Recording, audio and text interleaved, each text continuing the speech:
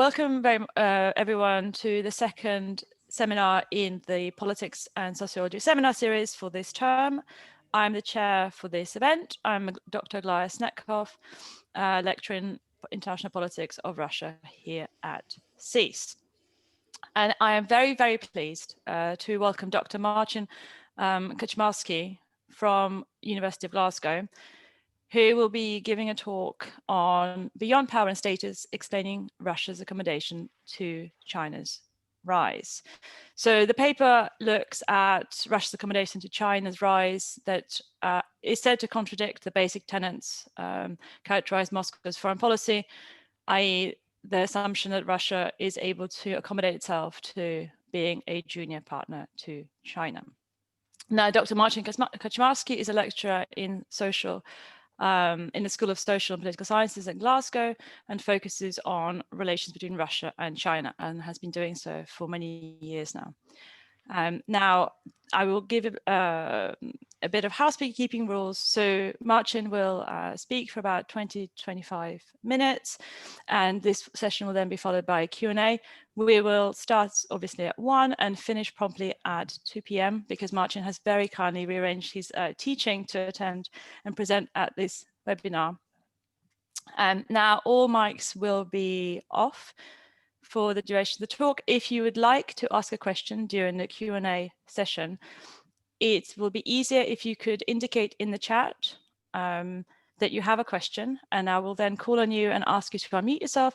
Or if you feel more comfortable, you're also welcome to put your question in the chat and I can then read it out on your behalf. It's up to you, whichever you prefer. So without further ado, I'm very happy to present Marcin, and over to you. Thank you very much for coming to attend this webinar. Thank you, Aglaia. Good afternoon, everyone. I would like to thank SSEES for inviting me to this seminar. It's a great privilege to talk at this forum. So I will share my screen to.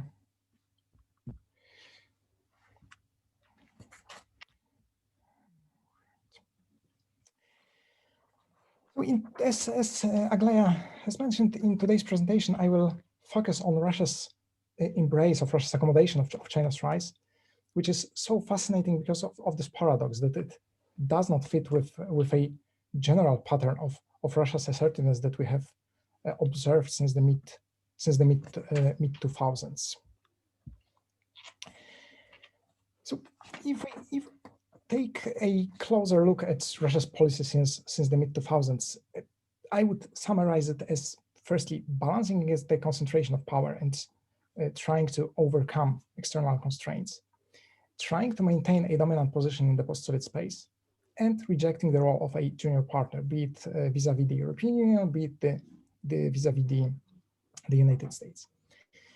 If we look at Russian policy towards China since the late 2000s or since the global economic crisis of 2008-2009, we see almost the opposite of what we observe in Russian foreign policy in general. So we see the acceptance of power asymmetry. We see the acceptance of growing Chinese influence in the post-Soviet space, not only economic, but also political and increasingly military. And we see that Russia appears at least to reconcile itself with being China's junior partner. So in order to shed some light on this paradox, I will firstly start by nuancing a bit Russia's policy towards China since the end of the Cold War, because the usual narrative is that Russia's policy towards China was one of gradual incremental closer ties and of Russia and China agreeing on a rising number of issues and cooperating in a growing number of areas. But what I would like to emphasize is that we have seen a significant shift in Russia's policy, and this shift took place basically around the time of the global economic crisis of 2010-2009, and it accelerated after the Ukrainian crisis. But if we look at the period of between mid-1990s to the mid-2000s, what we see, there certainly is gradual rapprochement, but there is also a lot of geopolitical maneuvering on the part of Russia. We can trace it back to Boris Yeltsin's and Yevgeny Primakov's ideas of triangle with China and India, trying to show to the West that Russia has certain alternatives. But it's also what Putin did in his first years of the first presidential term, by which I mean, firstly, establishing a kind of joint front with China against the US unipolarity, making the opposition to the missile defense programs a cornerstone of geostrategic cooperation between Russia and China, and making a U-turn in the aftermath of the 9/11. But it's also a period when Russian observers, Russian both scholars and policymakers, perceived China as a long-term threat, or at least considered China to be a even more serious threat than the West. And one of the examples which we usually tend to forget is the case of Slavneft, which the Russian parliament, the Duma, banned the Russian government from selling Slavneft to China. This policy continued in the sphere of energy. We saw that Russia attempted to generate competition between China and Japan for Far Eastern oil and gas resources. Russia tried to avoid making a final decision as to the construction of oil and gas pipelines.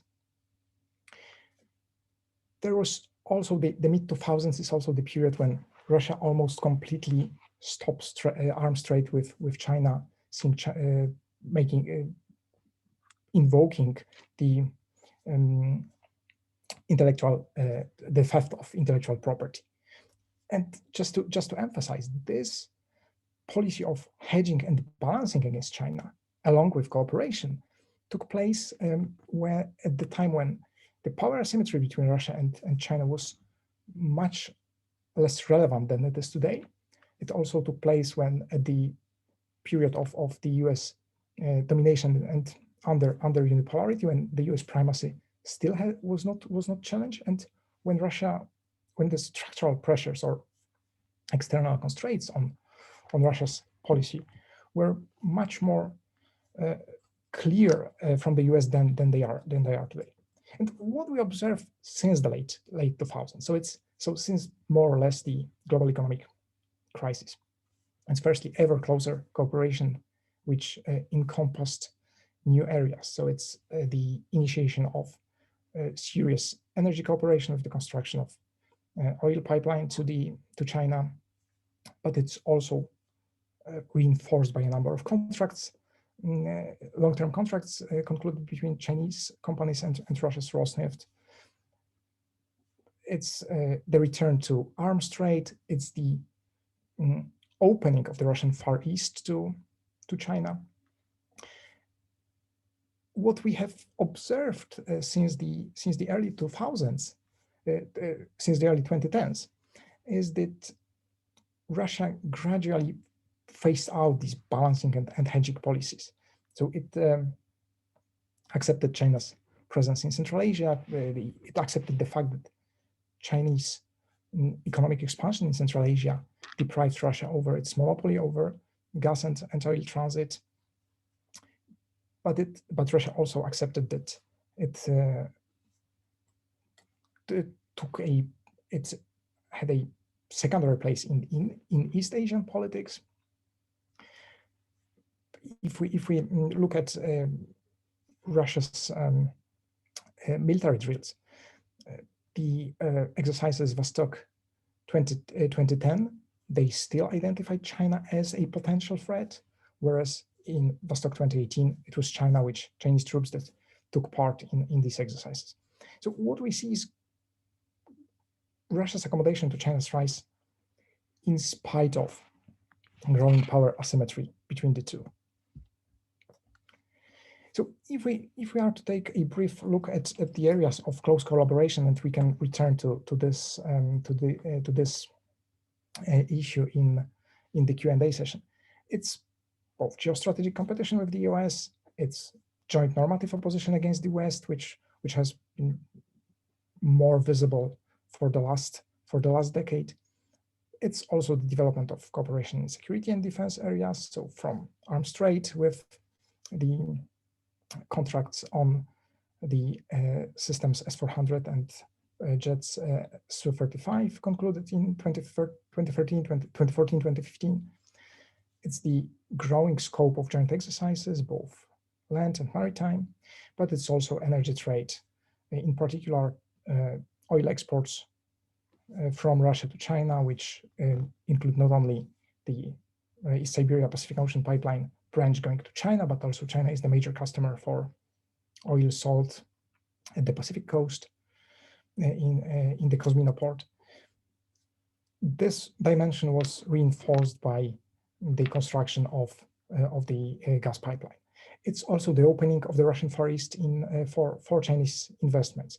The first attempt, so the agreement on cross-border cooperation of 2009, was not implemented. It is estimated that only about 25 to 30% of joint projects were implemented. But what we have seen for the last 2-3 years is the growing number of Chinese investors coming to the Russian Far East. And certainly the most recent area of cooperation is the area of cyberspace and digital technologies with something which we could term sharing best authoritarian practices on the one hand, and the opening of Russia's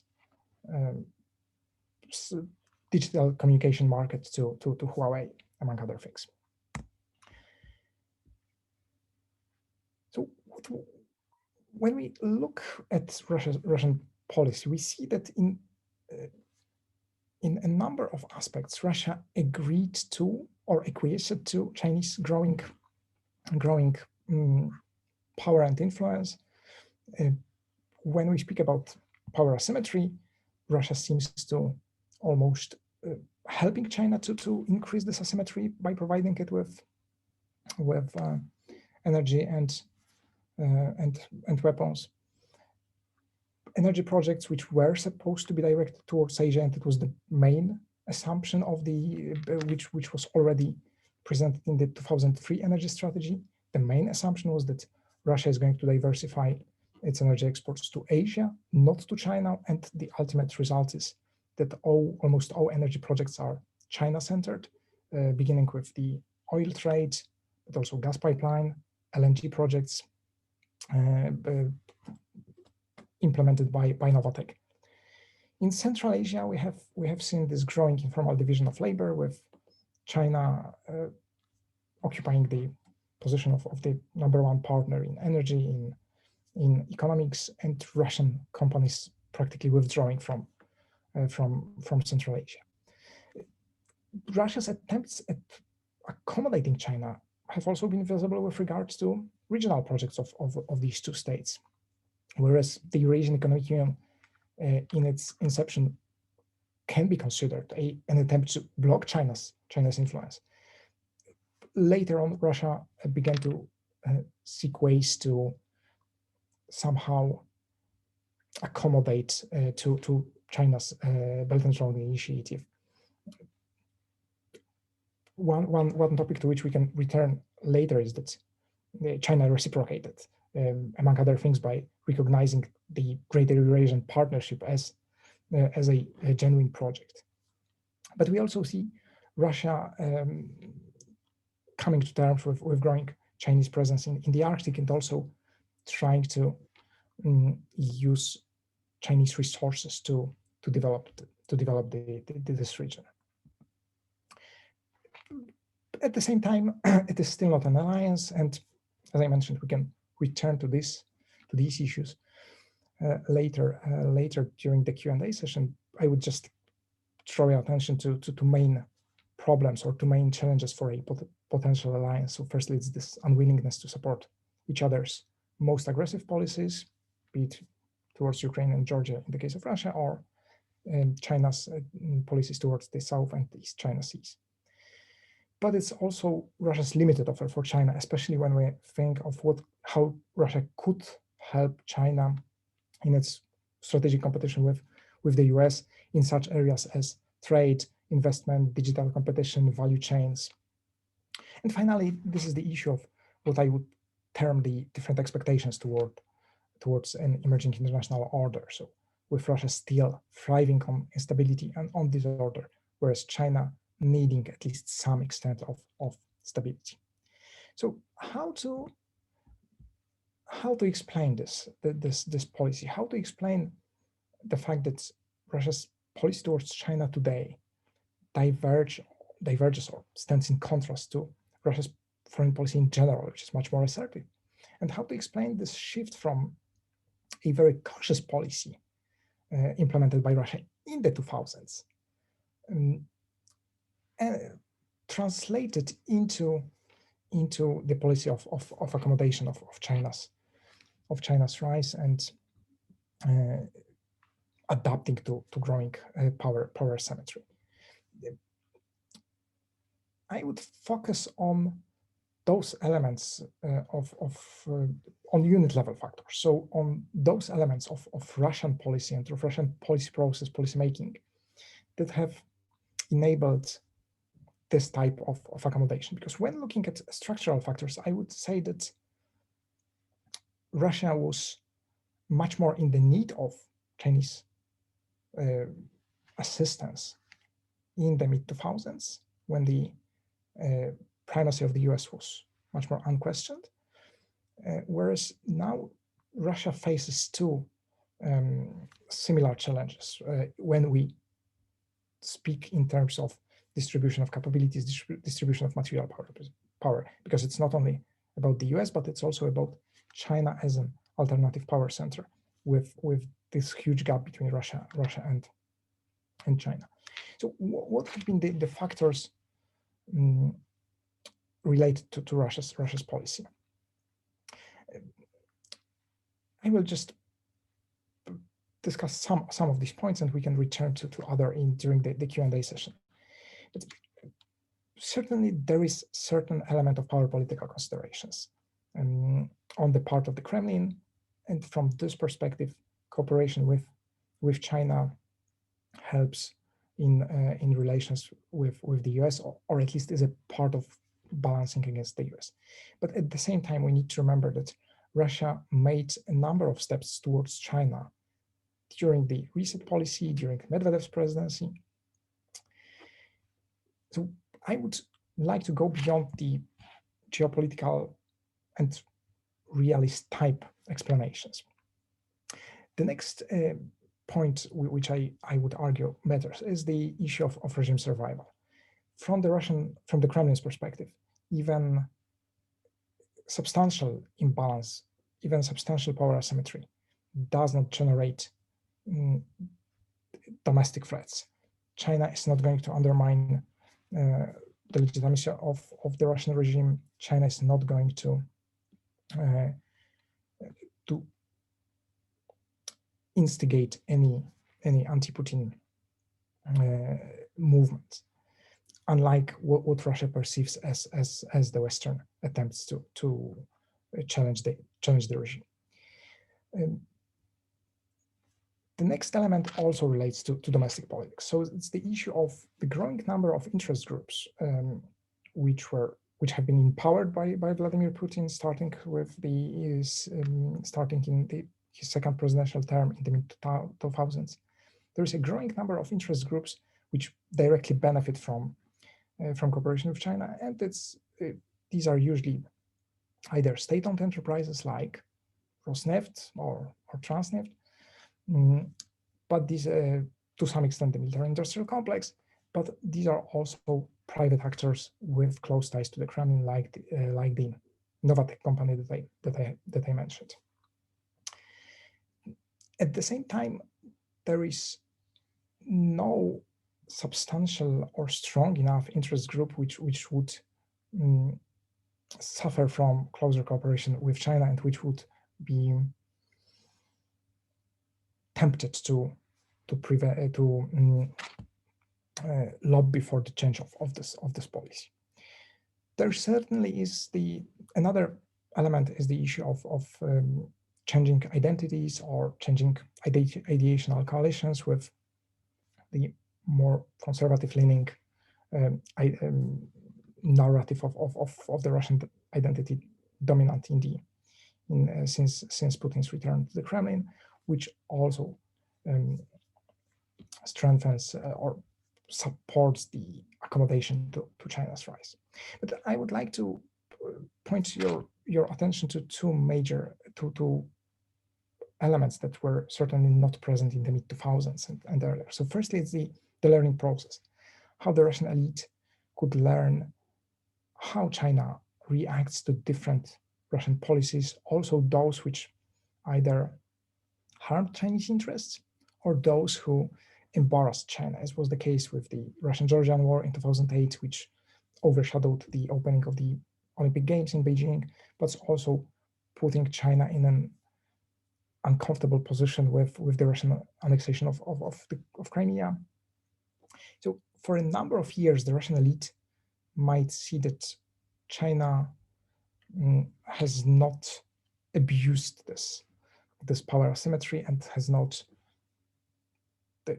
or to put it differently, China had the opportunity to demonstrate its benign intentions towards Russia.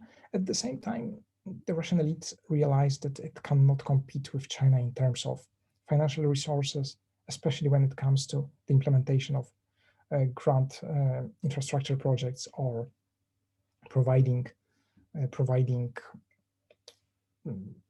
financial or economic support. And the final point is the gap between planning and implementation in Russian policy towards China. So what my point here is that Russia has not planned or has not, it's not a grand strategic design to end up with Russian policy towards the East being dominated by China. But Russia failed to, or the Russian leaders failed to implement those ideas of developing ties with other Asian players and balancing their policy towards China with closer ties with other Asian states. The last point concerns China's policy. We also can return to it in the Q&A session. It's the degree of Chinese self-restraint, and which China still shows in its policy towards Russia.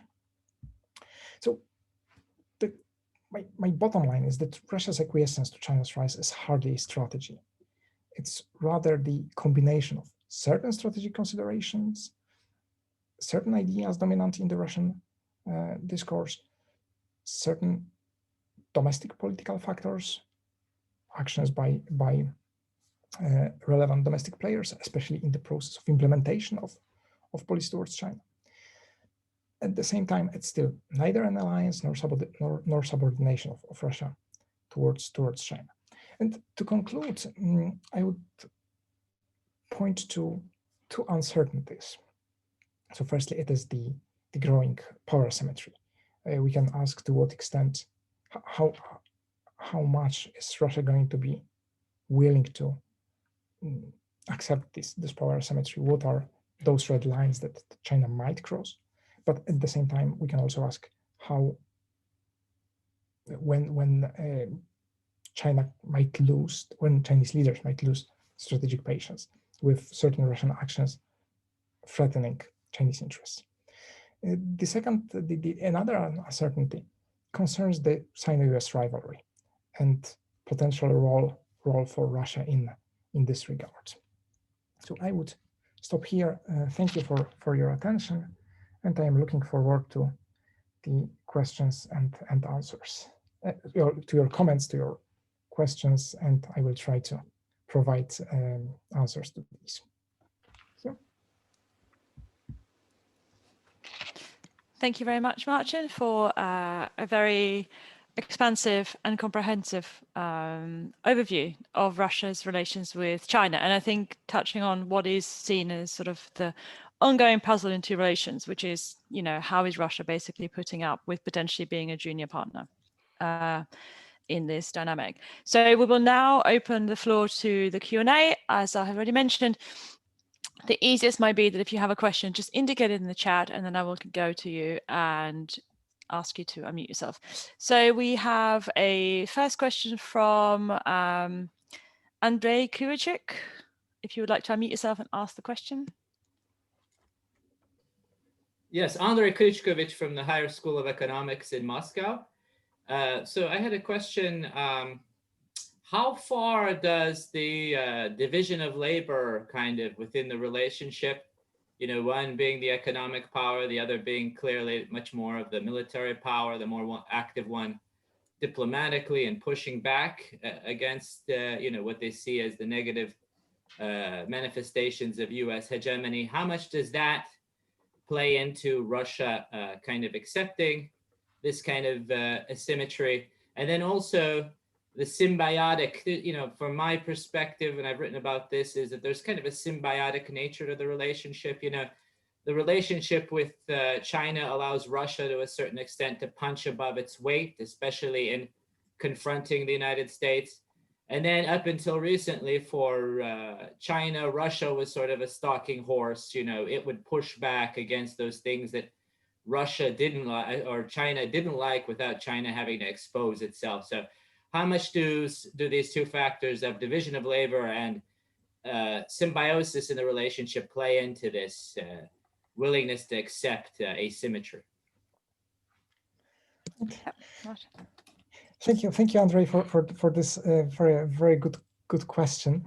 So to begin with, I would say that Russia's activities in the political military spheres, and in particular Russian interventions in Ukraine and in Syria, to some extent limited the scope of this power asymmetry. So Russia demonstrated to China its readiness to both take risks, to engage in a robust action.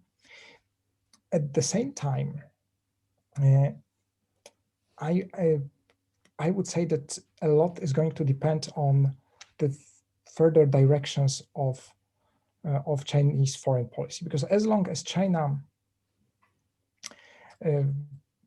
kept a lower profile in international politics, and as long as it tried to keep its relationship with the US more or less as a mixture of cooperation and competition, this division of labor, I would say, worked a bit better.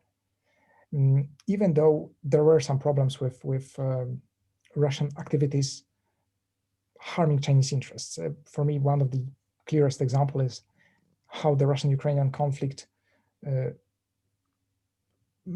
created an obstacle to Chinese Belt and Road Initiative, with Ukraine supposedly being the transit corridor next to Belarus and being shut down for a number of years. Only last year it's something began to change. So I would say that depending on how deep is the change in also Chinese policy, and here I would speculate that China is seeing the contemporary competition with the US as more or less a constant factor. Russia can still be useful to China.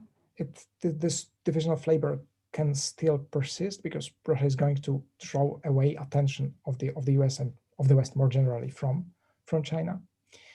At the same time, I would say that China's interest in keeping certain degree of stability in the world for the sake of the Chinese economy and for the sake of external activities of the Chinese economy may lead to some conflicting issues between Moscow and Beijing. I hope this addresses your question. If I could, just one follow-up. It's very interesting, I follow this discourse very closely. A lot of my colleagues are involved in this Valdai club, and it seems like the new rhetoric and direction is towards Russia playing this kind of independent role, and even this renewed non-aligned movement status, that it would be the country that would help all the other smaller ones keep their independence in this emerging kind of confrontation. So there might even be a change in the offing. But thank you very much for your answer. Thank you. Thank you. We now have a second question from Rashid Chaudhuri. So, and I'm very sorry for mispronouncing everyone's name. If you would like to unmute yourself and ask a question, yeah. Yes, thanks, Aglaya, and you didn't mispronounce my name. Don't worry. Sorry. So I'm at Manisa Jalal Bayar University in Turkey, and Marcin, thank you so much for your talk. I was wondering whether China has had much to say about recent events in Belarus, and then more broadly speaking, whether China sees most of the former Soviet republics to be a Russian sphere of influence, or whether it tries to throw its weight around in some of them. Thank you. Thank you. So, firstly, I would say that from Beijing's perspective, Belarus, but also Ukraine, for a number of years were of a low priority. So the only advantage of these states from Beijing's perspective was that they could support China's military modernization, especially Ukraine being able to offer China those weapons that Russia was a bit unwilling to sell. Like an aircraft carrier? Yeah, which was quite an interesting case. But at the same time, the importance of Belarus and Ukraine increased significantly since the proclamation of the Belt and Road Initiative, because they provide both Belarus and Ukraine. They are the most convenient, the cheapest, the fastest ways for the railway connection between China and Western Europe. And from this perspective, Belarus is even more important because as part of the Eurasian Economic Union, it makes the number of borders that the train crosses one border less. So from this perspective, what I would say China is most interested in Belarus is stability, is keeping Belarus as this corridor for the Belt and Road Initiative, for the new Silk Road. And what we have seen in Chinese, when it comes to China's position vis-a-vis the recent events in Belarus, it was support for Lukashenko and not playing any particularly independent role. While before the protests, Beijing helped a bit Belarus in its relationship with Russia by offering a substantial credit. I would argue that China does not cross certain red lines, or what it sees as Russia's red lines. And I would say that one example is the support of the Russian position in the current in the current situation in Belarus. The other is downplaying the political dialogue with Ukraine, which we have seen for the almost since 2014, with some recent attempts to move closer under when Zelensky has been president, but still keeping a low profile. So I would say that in the Western post-Soviet space, China seems to be respecting certain red lines. I would probably not go as far as to claim that it considers these states as Russia's exclusive sphere of influence, but certainly it keeps respecting certain Russian interests and still paying much more attention to the developing economic relations rather than trying to provide any kind of independent political support. Thank you. Okay, thank you. And then we have a question from Tony van der Tocht. I don't know if you wanted to ask it yourself or whether you'd rather I read it out. Okay, I'm happy to read it out. How do you envisage Russia's relations with India and Vietnam? Not a form of hedging or rebalancing? And what about competition between China and the West on technical norms and standards? Would Moscow be encouraged to restrict Chinese standards in digital and allow for some broader market based on EU standards? Thank you, Tony, for these two questions. Certainly, when it comes to Vietnam, I would say that it is still a form of balancing. Probably the most clear example of Russia trying to even if not balance, at least hedge against China. I would say that it's really an area worth watching closely. We have seen Rosneft conducting operations in those territories which China considers belonging to China. It's a very open question to what extent Rosneft was warned not to continue with this work, or whether China sees Rosneft as an important partner and just agrees agrees not to create any additional obstacles to this cooperation. I think it's much more complex in the case of Russian-Indian relations, because firstly, I think that there is, from the Russian perspective, there is a problem with India being a bit too closely related with the US from Moscow's perspective. Secondly, as the Sino-Indian rivalry shows, Russia has to keep a very delicate line between those two, and opening the Shanghai Cooperation Organization for India and Pakistan has not helped. It has not alleviated the Sino-Indian conflict. I would, and it is much more a guess than anything which can be supported with concrete evidence. I would speculate that, forced to choose, Russia would still choose China because of a number of ties which it has with China and which it doesn't have with India. And finally, concerning your second question, very briefly, I don't think that Russia would be willing to give the EU voice over the shape of its own internal market. So I see that Russia is trying to balance Chinese presence in the 5G sector with opening it both to the Chinese companies, but also to Ericsson and Nokia. But I don't think that Moscow would like to make a move which would be widely recognized as Russia making a concession to the West and not joining the West against China. So I don't think it is a step that Moscow would be willing to take. Okay, thank you. And the next question is from Tor Odd. Sorry, yeah, if you would like to ask the question, yep. Sure. Okay, greetings again from Mongolia. So I have a question, or rather clarification, yeah, especially in the light of this kind of standoff between let's say NATO and the Shanghai Cooperation Organization, because the Shanghai Cooperation Organization is often projected as a, let's say, military,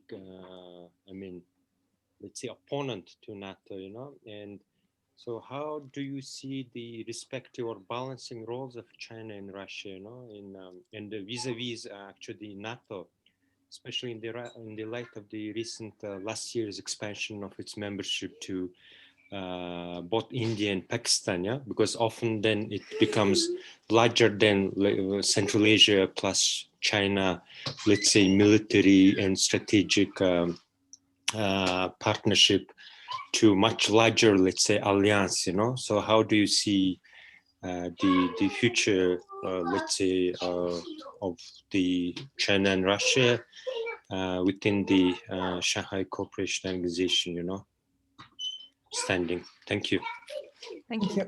Thank you for this question. Firstly, I think that what has been a constant problem of the Shanghai Cooperation Organization, it's something which has not changed since its enlargement, and it's probably only deepened, are the completely different visions of the SCO for Russia and China. So Russia, from almost very beginning, regarded the SCO as this kind of geopolitical bloc that could balance against the West, whereas I would say that China recognize the Shanghai Cooperation Organization as firstly an experiment, as a way of trying to build a multilateral platform and see how it works. Secondly, I would say that Beijing saw this organization mostly in terms of a vehicle for deeper regional cooperation, especially in economic and financial issues. But as Russia has consistently blocked Chinese attempts to cooperate in economic and financial issues in the SCO, Beijing ultimately decided to try another way, leading to the Belt and Road Initiative. One more. So, what's still a puzzle to me is why has China ultimately decided to agree to the enlargement of the SCO? And I would argue that it's because, on the one hand, Beijing could have made a gesture towards Russia to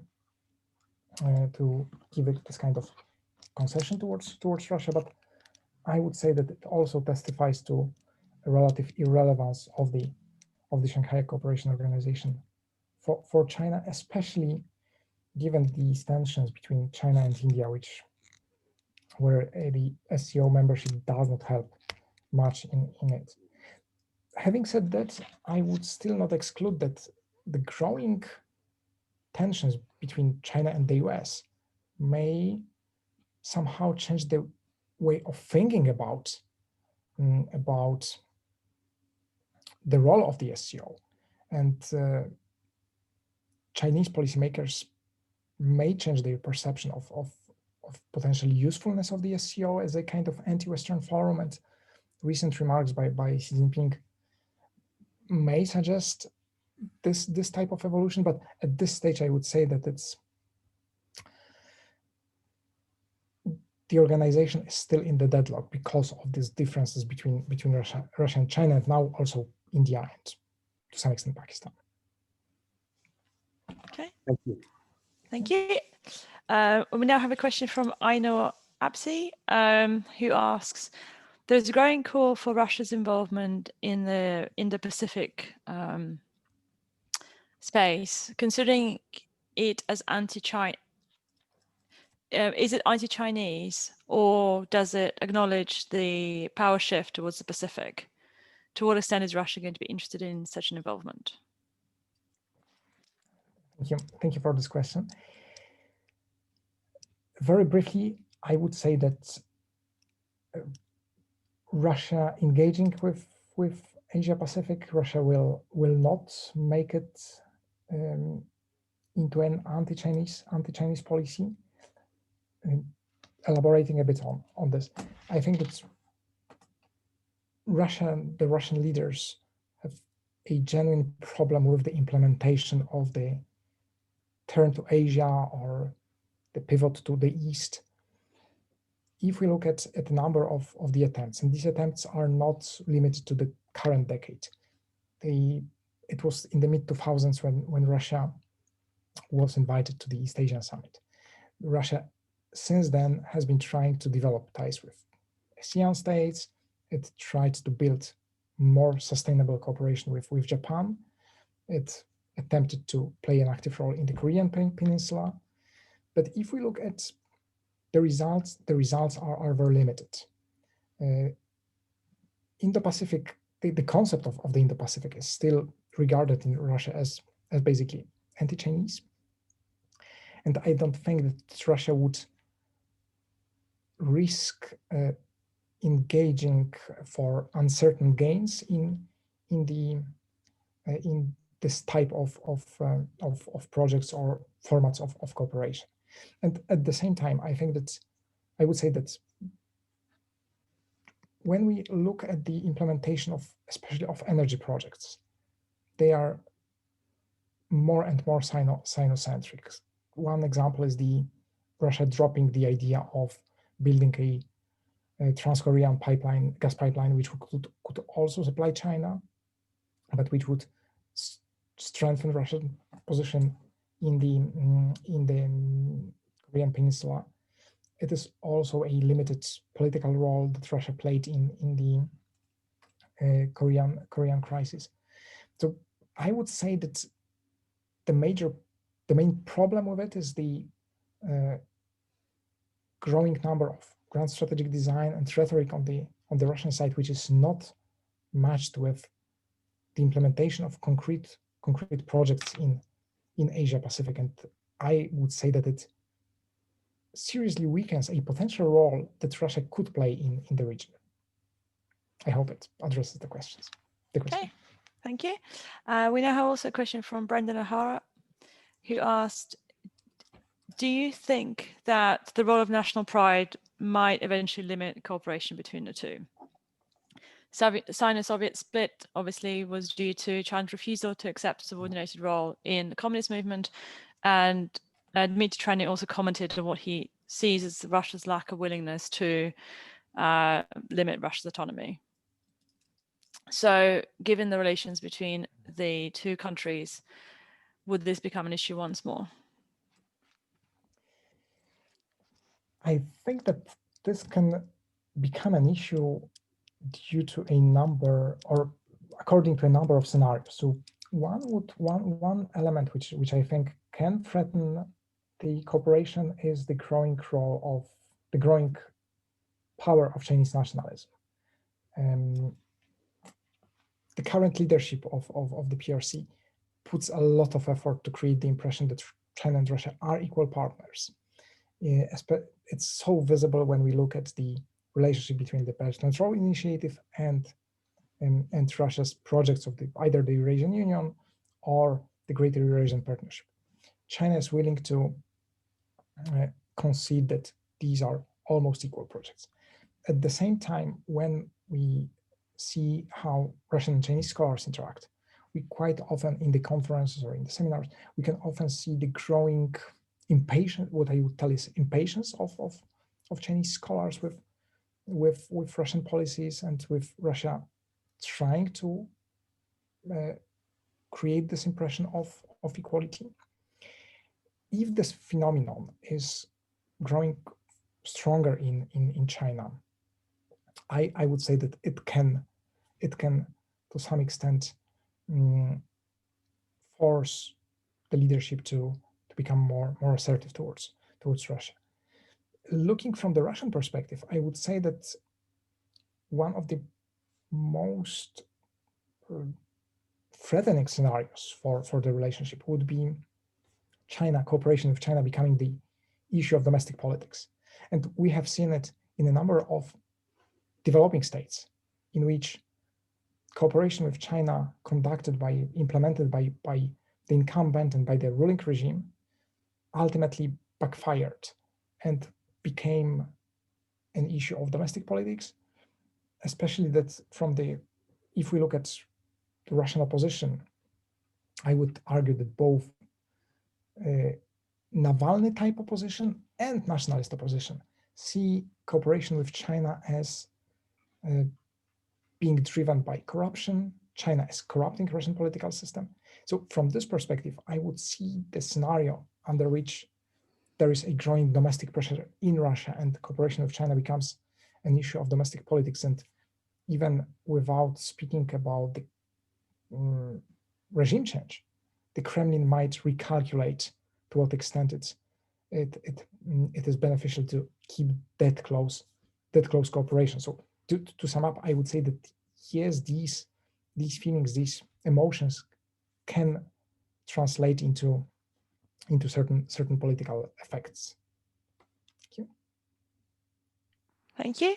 And we have a final question from Georgie Janjani, who asked, how do you see the South Caucasus in Russia-China relationship, particularly when it comes to trade route and obviously the Belt and Road Initiative?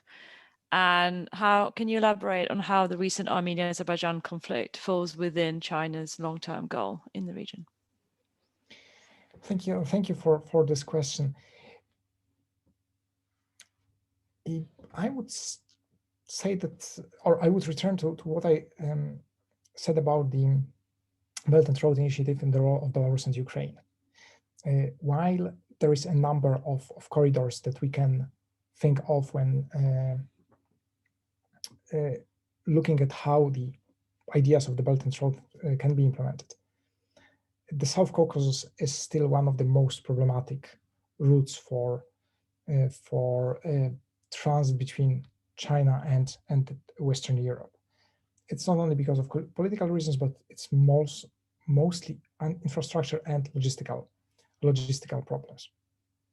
So from this perspective, the South Caucasus, from the Chinese perspective, it can provide an alternative or a backup option for transit, but it is still too expensive to play a major role. At the same time, the fact that there's going to be a transit corridor as part of the solution of the Armenia-Azerbaijani conflict would suggest that China can once again benefit from the situation.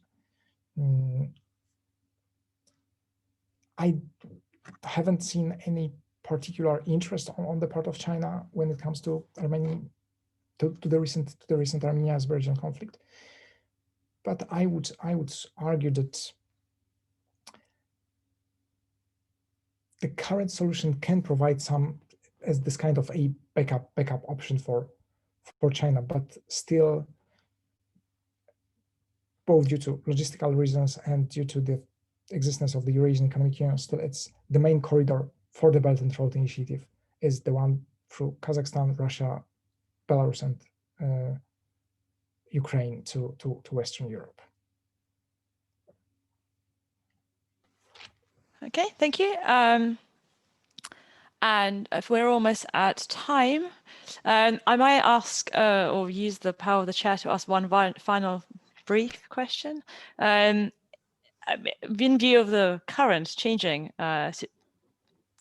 situation in the US, presumably, I was just wondering what your take on the future potential development will be when it comes to Russia and China. Presumably, as everyone expects, there will be no reset in either of the two relationships, although obviously the assumption was that so long as President Trump was in charge, there could be no reset when it comes to the Russia relationship, but nonetheless, there is no expectation of an improvement of relations with a new administration coming in. So what do you think? Will there be any changes, or will actually, when it comes to Russia and China, the US policy actually carry on as it has been until now?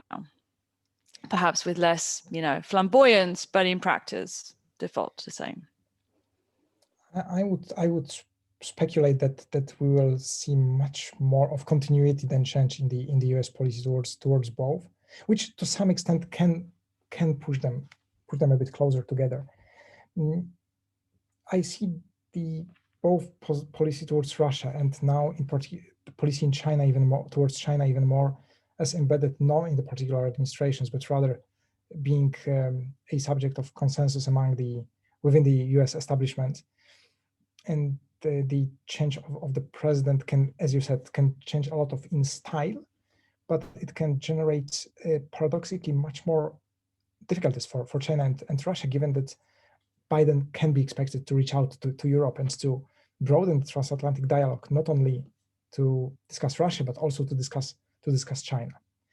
From the perspective of Russia and China, I would say that Russia may be willing, and I would say that it is going to be willing to support China in geopolitically. So once again, drawing the US attention to Europe, but at the same time, Russia does not have capacity to support China in those areas of Sino-US rivalry that really matter for Beijing, like technology, like value chains, like investment, like the market. Russia just cannot offer any of these. So it can offer geopolitical support, it can increase arms trade, it can increase energy trade, but it will not be able to provide China with this economic technological support, which China, had it wanted, might still be able to provide Russia with.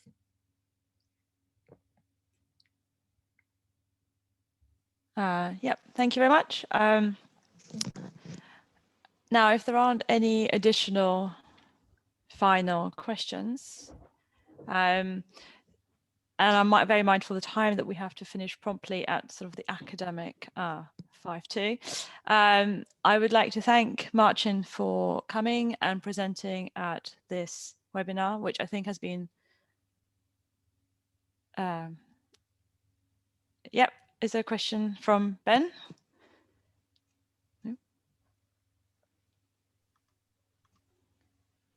No, I think I applauded. Okay, sorry. It was a reaction, not raising a hand. Sorry. This is. It was applause to you, Marcin. Thank you very much. Yes, thank you. Thank you very much for the invitation, and I would like to thank for all the very interesting and questions that have provided me with a lot of food for thought for digging into the relationship. Yes, and so thank you also for everyone else for coming and attending and asking a question and being such an active audience. I would also like to flag up and invite you to our third webinar in the seminar series, which will be on the 17th of December, so almost in a month. And that will be presented by Professor Gunhild Huggensen Gorg from Tromsø University, who will be talking on the subject of disinformation. So, but without further ado, thank you very much for